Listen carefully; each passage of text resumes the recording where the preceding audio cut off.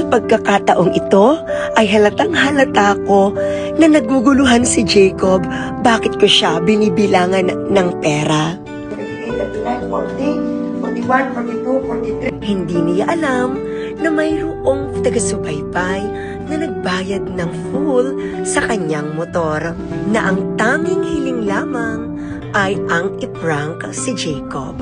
58. Anak, joke lang. Joke lang. Anak.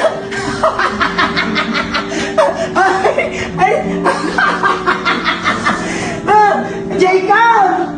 Bakit? May nagbigay sa iyo anak ng 58,000! Ay! Uwiyak!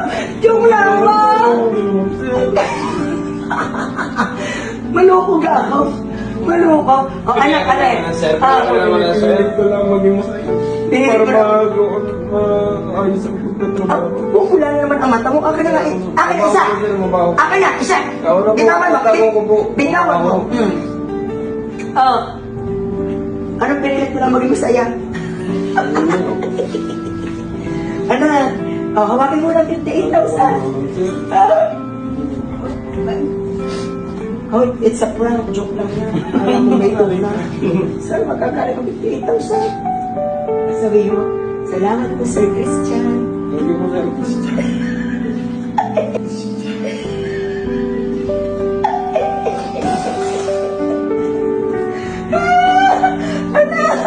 Hoy! Yes, sir. Bayad na motor mo!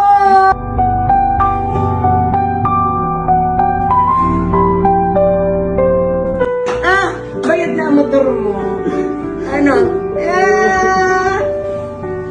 Ano? Mabilat ko sa 12,000, ha? Nasaan? Oh, ano masasabi mo? Unexpected na. Gawa na nalagyan po ako yung kinakatina sa bahay na bayaran na daw po ang utang para daw po daw po sa doktor. Sabi, bayaran na ang utang mo sa motor. Ano? Bayad na ang motor mo. Ang bilis. Ano? Hoy! Tapos, alam mo kung ano request lang niya? Paiyakin ka!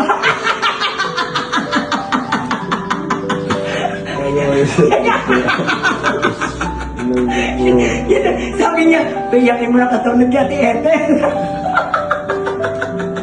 Sabi ko nga, nakaponsensya na ako. 2 araw na akong hindi na-emit.